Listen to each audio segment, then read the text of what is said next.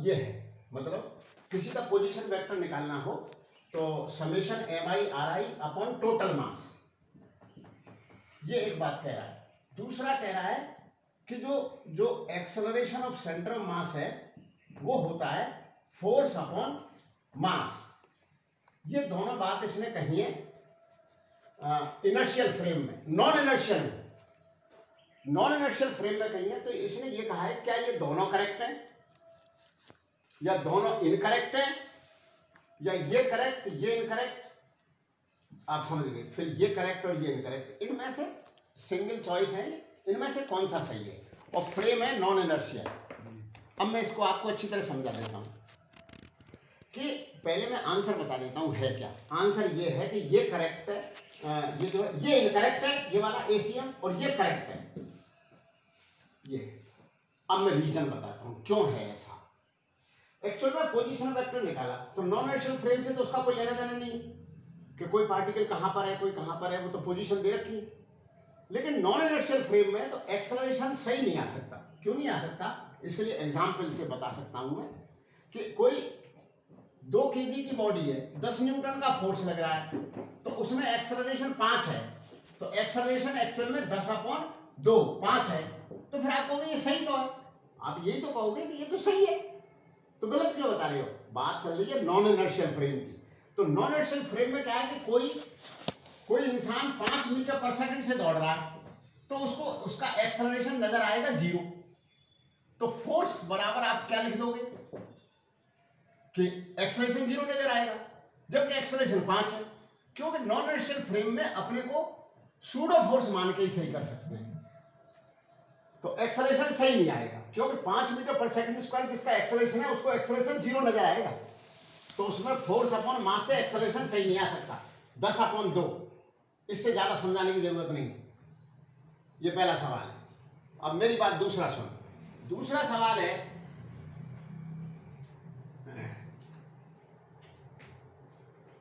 क्योंकि जो 5 से दौड़ लगा रहा है और इसका एक्सेलरेशन भी 5 है, तो उसको एक्सेलरेशन 0 नजर आएगा। तो नॉन इनर्शियल फ्रेम वाला कहेगा कि एक्सेलरेशन 0 है और एक्चुअल में एक्सेलरेशन 5 है। तो नॉन इनर्शियल फ्रेम में न्यूटन्स लॉ फेल हो जाते हैं। ठीक है, नेक्स्ट है, नेक्स्ट प्रॉब्लम है कि 2 स्टेटमेंट दे रखे हैं। ए स्टेटमेंट है कह रहा है कि linear momentum of the system remains constant, linear momentum remains constant, ये स्टेटमेंट है। दूसरा स्टेटमेंट है कि centre of mass of the system, centre of mass of the system remains is at rest। अब ये कह रहा है कि यदि ऐसा है तो इसमें 4 ऑप्शन दिए हैं। 4 ऑप्शन दिए कि A B को एम्प्लाई करेगा, अगर A है तो B होगा और B है तो A होगा। A implies B, B implies A। अब इसको डिस्कस करते हैं कि ये बात सही है या गलत है। क्या कह रहा है, A है तो B होगा, B स्टेटमेंट, और B होगा तो A होगा। ये पहला ऑप्शन है। देखते, अगर लीनियर मोमेंटम कांस्टेंट है तो कांस्टेंट तो 0 भी होता है और नॉन 0 भी होता है, तो इससे ये बात प्रूफ नहीं होती। कौन सी, ये बात प्रूफ नहीं होती कि लीनियर मोमेंटम कांस्टेंट है। अब मानो कांस्टेंट है और 10 मीटर पर सेकंड है, तो सेंटर मास तो 10 मीटर पर सेकंड से दौड़ रहा है ना। नहीं, लीनियर मोमेंटम ऐसे नहीं बोलना चाहिए, 10 मीटर पर सेकंड, केजी मीटर पर सेकंड, और 1 kg की बॉडी है। अब यदि centre of mass of the system is at rest, अगर रेस्ट में, तो सबका लीनियर मोमेंटम का सबका वेक्टर प्रोडक्ट 0 है। कोई इधर भाग रहा है, कोई इधर भाग रहा है। मानो 1 kg का 20 मीटर पर सेकंड से इधर भाग रहा है, तो 2 kg वाला इधर भागे 10 मीटर पर सेकंड से, तो सेंटर ऑफ मास रेस्ट में, सेंटर ऑफ मास रेस्ट में 1 kg भी भाग रहा है, 2 kg भी भाग रहा है, फिर भी सेंटर ऑफ मास की वेलोसिटी 0 है। तो सेंटर ऑफ मास की 0 है, तो लीनियर मोमेंटम अपने आप ही कांस्टेंट है, क्योंकि 0 भी तो कांस्टेंट होता है। उल्टा सही नहीं था, उल्टा सही नहीं था। कांस्टेंट है तो जीरो है, जीरो है तो कांस्टेंट है तो है, लीनियर मोमेंटम कांस्टेंट है, खत्म। तो इस चार ऑप्शन में आप ये समझ गए होंगे कि बी एम्प्लाइज ए है, तो जिस ऑप्शन में दे रखा होगा कि बी एम्प्लाइज ए है वो सही है।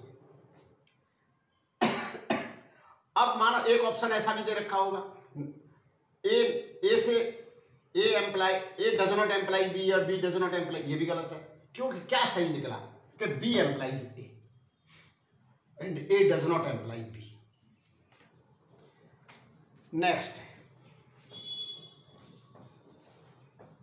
ये दूसरा सवाल हो गया। चार ऑप्शन किस तरह से दे रखे होंगे ये आप खुद ही समझो कैसे दे रखे होंगे। ए बी को एम्प्लाई करता है, बी ए को करता है, एक स्टेटमेंट, ए बी को नहीं करता, बी ए को नहीं करता, दूसरा, ऐसे ही तीसरा चौथा बन जाएगा।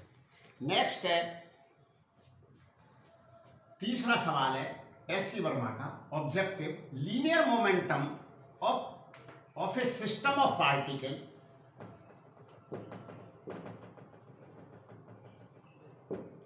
इज जीरो, एक स्टेटमेंट। दूसरा statement, kinetic energy of system of particles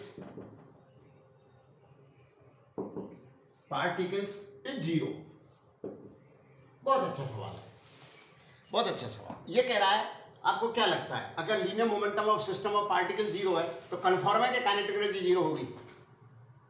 तो हमारे पास बहुत सारी एग्जाम्पल है इसकी। जीरो, इसके जीरो होने पर इसका जीरो होना जरूरी नहीं। बोला ऐसा भी केस है कि जीरो होने पर अगर एक ही पार्टिकल है और वो रेस्ट में, तो लीनियर मोमेंटम जीरो हो गया। लीनियर मोमेंटम जीरो होने पर काइनेटिक एनर्जी भी जीरो होगी। लेकिन ये बात है तो जनरल में देखनी पड़ती है ना, not in particular case, general में देखनी पड़ती है। अब मैं आपको ये बता देता हूं कि लीनियर मोमेंटम को जीरो ले लेता हूं लेकिन काइनेटिक एनर्जी जीरो नहीं आएगी। बोलो साहब बताओ, आप पूछोगे बताओ, तो इसमें क्या है? बम रखा हुआ था, बम एक्सप्लोजन हो गया, टुकड़े हो गए बम, दो पीस बराबर के हो गए, एक इधर भाग गया एक इधर भाग गया, लेकिन काइनेटिक एनर्जी तो स्केलर है। तो लीनियर मोमेंटम तो बिफोर एक्सप्लोजन जीरो था और लीनियर मोमेंटम आफ्टर एक्सप्लोजन भी जीरो है, क्योंकि ये दोनों अपोजिट डायरेक्शन में जाएंगे सेम मोमेंटम से, क्योंकि एक्सटर्नल फोर्स नहीं है। तो लीनियर मोमेंटम जीरो है तो जीरो ही रहेगा, और कुछ है जो भी है तो वही रहेगा अगर एक्सटर्नल फोर्स जीरो है। लीनियर मोमेंटम कांस्टेंट, लेकिन काइनेटिक एनर्जी तो स्केलर क्वांटिटी होती है, काइनेटिक एनर्जी ऐड हो गई। अब कहता है ये तो हमें पता लग गया कि ए डज नॉट एम्प्लाई बी, ए होने पर बी होना जरूरी नहीं है। क्या ऐसा पॉसिबल है कि बी हो तो ए जरूर होगा? ये 100% ट्रू। कैसे ट्रू है कि अगर काइनेटिक एनर्जी है तो एक एक कतरे की वेलोसिटी जीरो होनी चाहिए। अगर एक कतरे में भी वेलोसिटी आ गई, क्योंकि काइनेटिक एनर्जी कभी नेगेटिव तो होती नहीं है, तो काइनेटिक एनर्जी कैंसिल आउट तो किसी और से तो होगी नहीं। अगर एक कतरे में भी वेलोसिटी आ गई,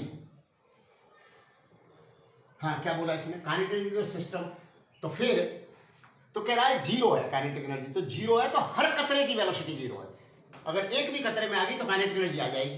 तो इसने क्या बोला कि काइनेटिक एनर्जी जीरो है तो उसका हर पार्टिकल जीरो से चलना है, मतलब रेस्ट में है। और जब रेस्ट में तो लीनियर मोमेंटम भी जीरो, मतलब इसमें तो एक एक कतरे को जीरो होना पड़ेगा जीरो होने के लिए काइनेटिक एनर्जी। बोला साहब कोई चले, अरे चलते ही काइनेटिक एनर्जी तो आ गई। काइनेटिक एनर्जी कैंसिल आउट तो होगी नहीं किसी से, क्यों काइनेटिक एनर्जी नेगेटिव होती ही नहीं है ना। इसने कह दिया काइनेटिक एनर्जी जीरो है, तो each and every particle has the speed zero, और स्पीड हर एक की जीरो है तो लीनियर मोमेंटम जीरो, तो बी एम्प्लाइज ए है, बी एम्प्लाइज ए है। तो ये जो भी चार ऑप्शन में होगा वो इसका सही हो जाएगा। मैं देखता हूं कि किसमें ऐसा है। B employs A but A does not employ B, ये सही है। ए होने पर बी होना जरूरी नहीं है, लेकिन बी है तो ए पक्का है, ठीक है, डी है ऑप्शन इसका, डी। नेक्स्ट है, इससे मैं जो बोल रहा हूं इससे आप लोग कॉन्सेप्ट बनाइए। अरे यार अपना तो ये, अरे आज तो इनकी इतनी ज्यादा भर्ती थी यार, ये तो सारा ही हो गया। कोई बात नहीं, कुर्ते पे नहीं गिरी यार, ये अच्छा रहा, चल कोई बात नहीं। हाँ नेक्स्ट भैया, consider the following two statements, फिर फर्दर टू स्टेटमेंट दिए जा रहे हैं। पहला statement, linear momentum of A particle, एक पार्टिकल है बस, of A particle is independent of the frame of reference,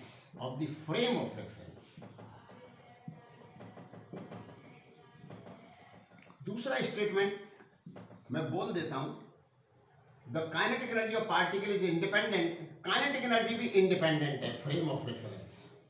ये दो statement, independent of frame of reference.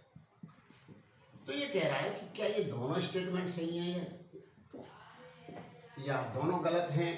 Independent बता दिए, देखते हैं। तो इसके चार ऑप्शन दे दिए इसने कहा दोनों सही, इसने कहा दोनों गलत हैं, इसने कहा ये सही ये गलत, फिर इसने कहा ये सही ये गलत। अब इसमें से क्या है एक्चुअल में? आप देखो, इसने कह दिया linear momentum frame of reference कि इंडिपेंडेंट है, डिपेंड नहीं करता। तो आप लोग भी सोचो, डिपेंड करता है क्योंकि वेलोसिटी वेक्टर क्वांटिटी है, वेलोसिटी रिलेटिव। अब मानो कोई एक पार्टिकल है, वो 20 मीटर पर सेकंड से भाग रहा है, कोई ऐसा फ्रेम ऑफ रेफरेंस है जो खुद ही 20 मीटर पर सेकंड से भाग रहा है, तो उस पार्टिकल की वेलोसिटी को वो जीरो बता देगा, तो इसका मतलब लीनियर मोमेंटम डिपेंड तो करता है किस पे? फ्रेम ऑफ रेफरेंस पे। ठीक है। अब काइनेटिक एनर्जी, कोई पार्टिकल 20 मीटर पर सेकंड से भाग रहा था जो रेस्ट में था उस फ्रेम ऑफ रेफरेंस के लिए, और जो खुद ही 20 मीटर पर सेकंड से भाग रहा है उसके लिए काइनेटिक एनर्जी जीरो हो गई। तो kinetic energy as well as linear momentum both depends upon the frame of reference. तो मैं बोलता रहता हूँ ना एक चीज, दुनिया में हर चीज रिलेटिव है, एब्सोल्यूट कुछ होता ही नहीं। तो velocity, acceleration, linear momentum, kinetic energy all are relative, depends upon the frame of reference. तो इसका क्या ऑप्शन सही होगा कि इसने कहा था कि ये दोनों इंडिपेंडेंट है, ये दोनों स्टेटमेंट गलत है, दोनों ही फ्रेम ऑफ रेफरेंस पर डिपेंड करते हैं, दोनों ही स्टेटमेंट गलत है। Both A and B are false.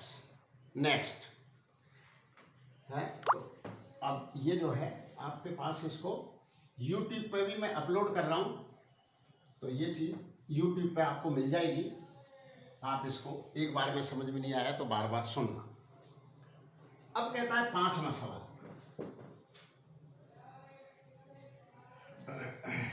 All the particles of a body are situated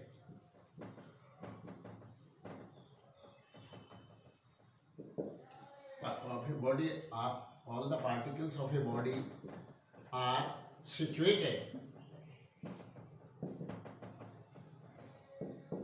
at a distance r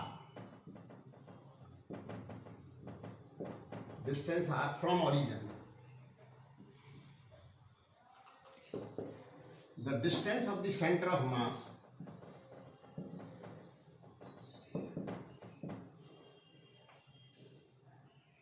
of the center of mass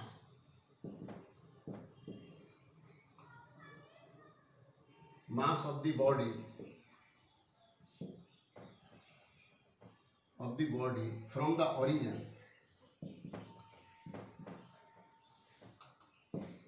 is, वो कहता है इज इक्वल टू आर है, ये ठीक है, लेस देन और इक्वल टू आर है, ये ठीक है, ग्रेटर देन आर है, ये ठीक है, ग्रेटर देन और इक्वल टू आर है, ये ठीक है।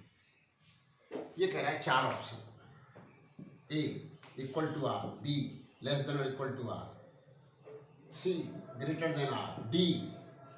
तो देखो ये बड़ा सिंपल बात है, ये बहुत मैं ऐसे बहुत आसानी से समझा सकता हूं कि आपने सब्जी खरीदी, कोई भी सब्जी 50 रुपए पर केजी से ज्यादा की नहीं थी, तो आपसे पूछा जाए क्या एवरेज रेट 50 से ऊपर आ जाएगी? तो आप छूटते ही कह दोगे कैसे आ जाएगी, जब कोई 50 से ऊपर रेट ही नहीं है। तो एवरेज निकालेंगे तो या तो 50 आ सकती है या 50 से कम। तो आप पूछोगे 50 भी आ सकती है? मैंने तो ये कहा है कि 50 से ऊपर नहीं है, हो सकता है सारी सब्जियां तुमने 50 से ही खरीदी हो तो 50 आ जाएगी। ऐसे यहां पर कि कोई ओरिजिन से कोई भी मास, सारे मास आर दूरी पर है, एट ए डिस्टेंस आर, लेकिन ये थोड़ा सा वेक्टर है, बिल्कुल सब्जी से तो नहीं समझ सकते इसको, वेक्टर है। तो आप कह दोगे सारे डिस्टेंस आ रहे हैं, तो सब्जी के केस में तो 50 रुपए पर केजी सब खरीदिए तो 50 आ जाएगी रेट। तो इसमें कुछ आर से लेस भी आ सकती है। कैसे? ये वेक्टर है। अगर एक मास इधर है 1 केजी का और 1 केजी का ही अपोजिट साइड में, ये भी आर दूरी पर है, क्योंकि इसने ये कहा है कि सारे पार्टिकल आर दूरी पर हैं ओरिजिन से, 1 केजी 1 केजी। अब ये दोनों अपोजिट डायरेक्शन में, तो इसका सेंटर मास तो यहाँ आ गया ना। तो सब्जी में और इसमें ये फर्क है, क्योंकि ये वेक्टर भी तो है ना। एक बात, तो कोई इधर है लेकिन सब आर पे है, मतलब सर्किल पे है, तो सेंटर मास यहां भी हो सकता है। और मानो सब इस साइड में सब तो 0 से बड़ा भी हो सकता है। और सारे पार्टिकल एक ही जगह है, इसी दूरी पर यही है, तो आर भी हो सकता है। तो इसका आंसर होगा लेस देन और equal to R. Greater than R का तो सवाल ही नहीं उठता, और ग्रेटर आर का सवाल नहीं उठता, तो ग्रेटर तो यहां भी आ रहा है, तो इसका भी सवाल नहीं उठता। एग्जैक्ट आर पे होगा, इसका इसलिए सवाल नहीं उठता क्योंकि ये वेक्टर क्वांटिटी है। तो इसको खाली सब्जी के रेट से ना समझ सकते, लेकिन मेरा पढ़ाने का तरीका है कि सब्जी जरूर बीच में आती है, ठीक है ना, क्योंकि मैं शुद्ध शाकाहारी, ठीक है ना। आगे नेक्स्ट है, हाँ नेक्स्ट बताते हैं आपको।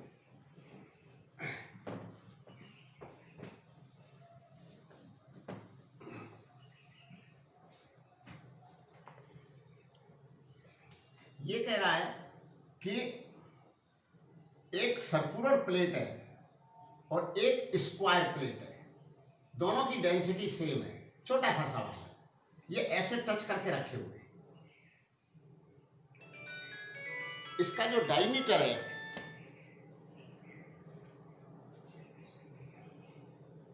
हेलो,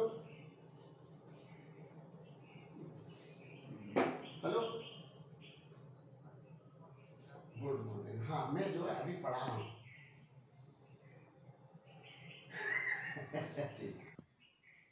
ये आर है ना, तो इसकी स्क्वायर की साइड नहीं, डायमीटर 2r है ना, तो स्क्वायर की साइड 2r है, दिख रही है कितनी है? 2r है। तो सिमेट्री कारण हम ये तो बता सकते हैं कि सेंटर मास इस लाइन पे होगा, ये तो बता ही सकते हैं, क्योंकि बिल्कुल सिमेट्रिकल है, जैसा इधर वैसा इधर। कोई मतलब सिमेट्री खुद को दिखती है, मैं सिमेट्री किसी को समझा नहीं सकता, सिमेट्री खुद को दिखती है। जैसे हमारी बॉडी सिमेट्रिकल बनाई है इस एक्सिस के अबाउट, ऊपर वाले ने ऐसा थोड़ी करा है। एक आंख जो है 1 सेंटीमीटर दूर है यहाँ से नाक से, और एक जो है 3 सेंटीमीटर हो, अरे 1.1 भी नहीं होगी, नहीं अटपटा लगता आदमी। बिल्कुल सिमेट्रिकल है, खट सिमेट्रिकल है इस लाइन के अबाउट, यूं इसके अबाउट नहीं है, खट यूं है। बाहर से सिमेट्रिकल बना दी, अंदर से नहीं है सिमेट्रिकल। क्यों नहीं है अंदर से सिमेट्रिकल? क्योंकि अंदर 2 दिल नहीं है, किडनी 2 है, लीवर 2 नहीं है, लेकिन बाहर से उसने पैकिंग करी है ना, अंदर किडनी लीवर पटक पटका के ऊपर वाले ने जो करा है ना, बाहर से सिमेट्रिकल कर दिया उसको, क्योंकि ऊपर वाले को भी सुंदरता पसंद थी शायद, नहीं बाहर से भी उल्टा सीधा कर देता, बाहर से भी एक हाथ कर देता, या एक तरफ 2 हाथ कर देता, एक तरफ 1 हाथ कर देता, ऐसे कर सकता था, नहीं करा, पर उसने सिमेट्रिकल बना दिया बाहर से, अंदर उसने खाक धूल पटक। तो ये सिमेट्रिकल है, तो सिमेट्रिकल में सेंटर मास यहाँ पर। अरे भैया अब क्या बचा, इसमें किसी को ओरिजिन मान लो, और इसका जो मास होगा वो प्रोपोर्शनल होगा एरिया की, समझ रहे हो आप बात? तो इसका मास मानोगे πr², ठीक है, πr² मास। बोला क्यों मास, एरिया कोई मास कह दिया? अरे कोई फर्क नहीं पड़ता, क्यों? मास पर यूनिट एरिया का मल्टीप्लाई करोगे तब मास आएगा, लेकिन वो क्वांटिटी ऊपर भी आएगी और वो क्वांटिटी नीचे भी आएगी, तो कैंसिल आउट हो जाएगी, क्योंकि m1 into coordinate plus m2 into दूसरा coordinate divided by m1 plus m2, तो ठीक है। m1 मैं नहीं लेना वो डेंसिटी, तो πr² के साथ क्या कोऑर्डिनेट है? 0,0। इसके कोऑर्डिनेट क्या है? इसका मास कितना है? 4r²। क्यों? 2r/2r। बोलो समझ में आया नहीं आया? 2r/2, तो एरिया 4r²। कोऑर्डिनेट क्या है? कोऑर्डिनेट आप समझो खुद, ये r है ना, और ये कितना है? r है, क्योंकि ये पूरा 2r है। तो कोऑर्डिनेट क्या है इसके? 4r²। क्या है कोऑर्डिनेट बताइए? 4r² के कोऑर्डिनेट क्या हुए? अरे 0, मैंने तो ओरिजिन से माना है, तो ये क्या होगा? 2r। बस अब निकालें क्या, πr² में 0 की मल्टीप्लाई, x कोऑर्डिनेट निकालना है भाई, तो कैलकुलेट ही नहीं करना, क्योंकि बाई कोऑर्डिनेट तो मुझे दिख रहा है कि सेंटर ऑफ मास इस लाइन पे, तो pi r square into 0 plus 4r square into क्या 2r। तो कि पाई आर स्क्वायर हम क्या बिहेव कर रहे हैं, एज ए मास। ये क्या है, एज ए मास। तो mass into coordinate plus mass into coordinate divide by mass plus mass. ये तरीका काय का होता है, काय का होता है, for the determination of centre of mass के कोऑर्डिनेट डिटरमाइन करने के लिए तो होता है। Mass into x1 plus mass into x2 upon mass plus mass, बस हो गया बस।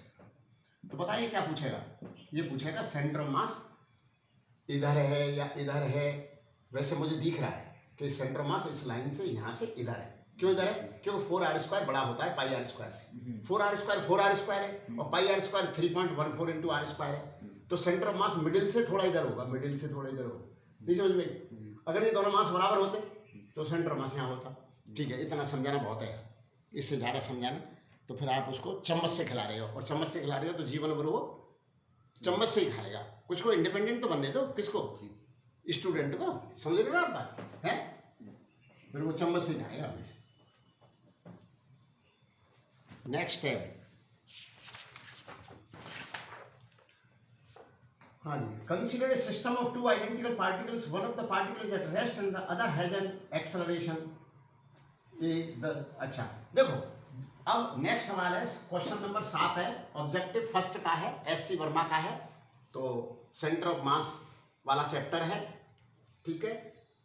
तो ये कहता है, ये क्वेश्चन कह रहा है कि दो पार्टिकल हैं, बिल्कुल उनके मास बराबर है, दोनों पार्टिकल्स के मास बराबर है। एक पार्टिकल जो है रेस्ट में, उसका एक्सेलरेशन 0 है। मतलब रेस्ट में होने पर आप कभी ये मत कहना कि एक्सेलरेशन 0 ही होता है। शुरू में कार जो आप जब चलाते हो या स्कूटर चलाते हो तो वेलोसिटी क्या होती है, 0। तो ये मत कह देना वेलोसिटी 0 होने पर एक्सेलरेशन 0 ही होगा, ये कभी मत कह देना। तो बोला क्यों नहीं कहें, इसका मतलब तो आप बैठ गए तो फिर उठ तो सकते ही नहीं हो जीवन में, कार रेस्ट में। क्योंकि जो एक्सेलरेशन है वो वेलोसिटी नहीं है, वो rate of change of velocity है। तो ये कभी मत कहना कि वेलोसिटी 0 होने पर कन्फर्म है कि एक्सेलरेशन 0 ही होगा। हो भी सकता है 0, कार रेस्ट में और अब भी रेस्ट में, आप नहीं कहीं जा रहे तो एक्सेलरेशन 0 हो गया। तो एक्सेलरेशन को वेलोसिटी मत समझ जाना। क्या है acceleration, rate of change of velocity. Acceleration उस इंस्टेंट पे भी हो सकता है जब वेलोसिटी 0 हो, और उस समय ज़्यादा होता है। मैं बता दूं, उस समय जब कार आप स्टार्ट करते हो तो शुरू में ही एक्सेलरेट ज़्यादा करते हो, फिर एक वेलोसिटी पकड़ लेती है तो कांस्टेंट से चलती रहती है, ठीक है ना। तो मास है और इसका एक्सेलरेशन ए वेक्टर है। तो ये पूछ रहा है सेंटर ऑफ मास का एक्सेलरेशन क्या है, और सवाल तो समझ गए, और दोनों के मास बराबर है। तो बता सकते हो सेंटर ऑफ मास का एक्सेलरेशन क्या है। अरे बाबा, इसमें कुछ नहीं, m इंटू 0, इसका एक्सेलरेशन तो 0 है ना, क्योंकि रेस्ट है और रेस्ट में ही है तो एक्सेलरेशन 0 है, plus m into A divide by m plus है। बोलो समझ में आया नहीं आया, तो आंसर हो गया a/2, ठीक है, आंसर हो गया a/2, वेक्टर में लिख दिया a/2, ठीक।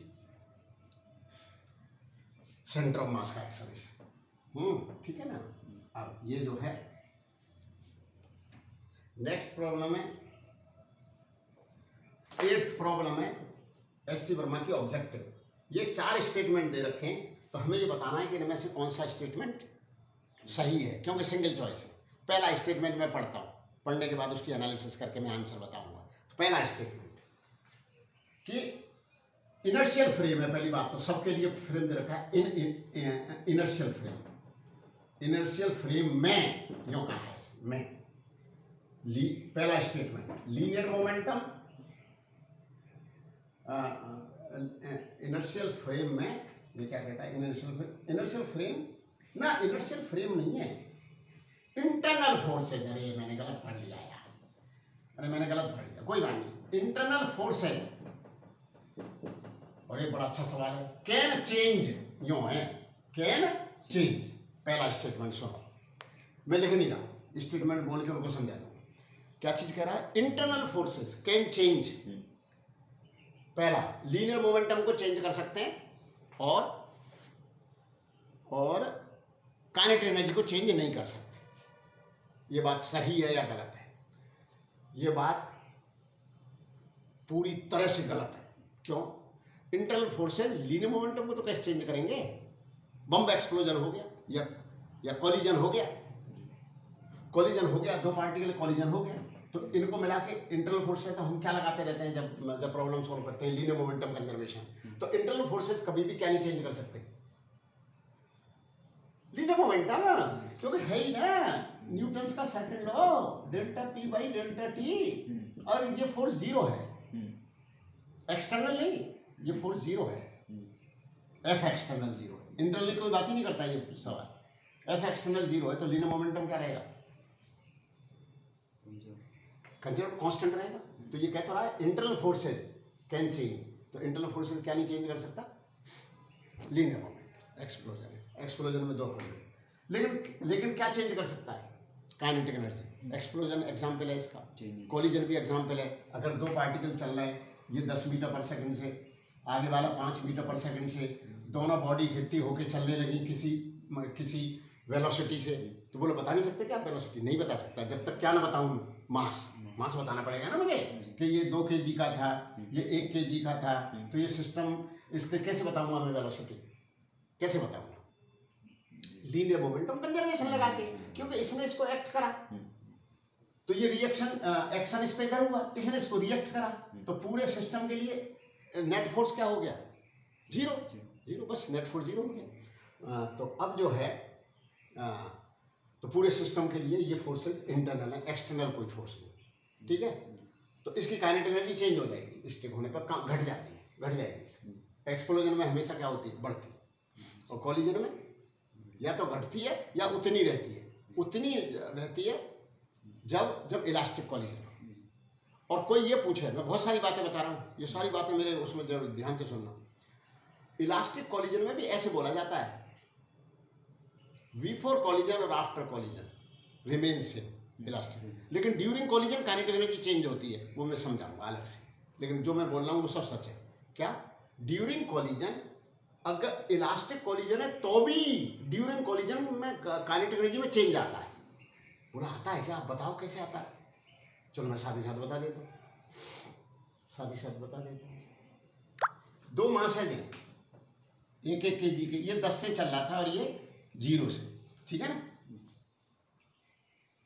ठीक। इलास्टिक कॉलिजन हुआ, मास बराबर है, तो इलास्टिक कॉलिजन का क्या होगा, वेलोसिटी इंटरचेंज हो जाती है यदि मास बराबर हो, इंटरचेंज। सर वीडियो पॉज हो गई।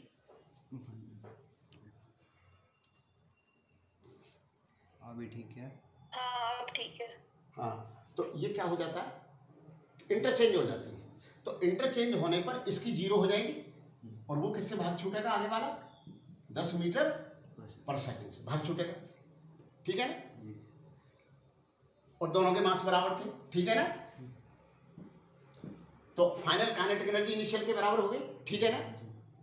लेकिन पता है ड्यूरिंग कॉलिजन क्या हुआ था, कि जब ये 10 था, ये 0 था, तो बीच में एक ऐसी स्टंट भी तो आई होगी कि 10 से घट के ये 5 आई होगी, और वो 0 से बढ़ के क्या हो गई होगी, 5।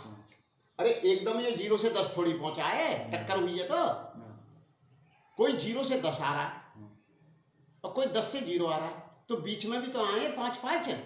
जब 5-5 आए उस समय काइनेटिक एनर्जी लीस्ट है, घट गई, फिर दोबारा से वो बढ़ने लगती है। तो इलास्टिक कॉलिजन में होता क्या है कि वो जो है एक एनर्जी स्टोर हो जाती है, इलास्टिक एनर्जी स्टोर हो जाती है, जैसे ये मतलब मान लेते हैं ये ही, तो ये जो है इसमें होगी, और जब ये दोबारा सेपरेट होते हैं तो काइनेटिक एनर्जी दोबारा से क्या होने लगती है, बढ़ने लगती है। तो कभी भी आपसे ये पूछे कि इलास्टिक कॉलिजन है, क्या ड्यूरिंग कॉलिजन भी काइनेटिक एनर्जी कांस्टेंट रहती है, तो इसका जवाब देना नहीं। मैं सच बता रहा हूँ, मैं कोई गलत थोड़ी पढ़ता हूँ, सच बता रहा हूँ। कोई 35-40 साल का अनुभव है, तो ड्यूरिंग कॉलेज कोई डाउट थोड़ी कर रहा होगा मेरे ऊपर, नहीं कोई नहीं कर रहा होगा, और कोई कर रहा है तो करता रहो, मेरा क्या करेगा भाई, कोई करेगा तो करता है। अब मैं इन चीज़ों की परवाह करता हूँ कि सुमरण, ठीक है। नेक्स्ट है तो वो जो है, bullet hits a block kept at rest on a smooth horizontal surface and gets embedded into it, which of the following does not change.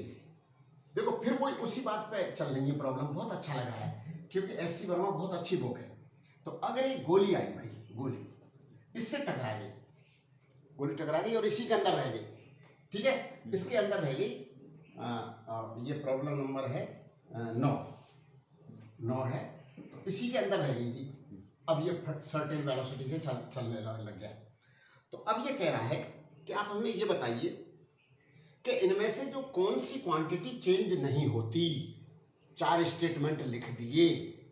गोली आई किसी भी फोर्स से ब्लॉक से टकरा गई, ब्लॉक में घुसी रह गई, फिर ब्लॉक और गोली और स्मूथ सरफेस भी दे रखा है।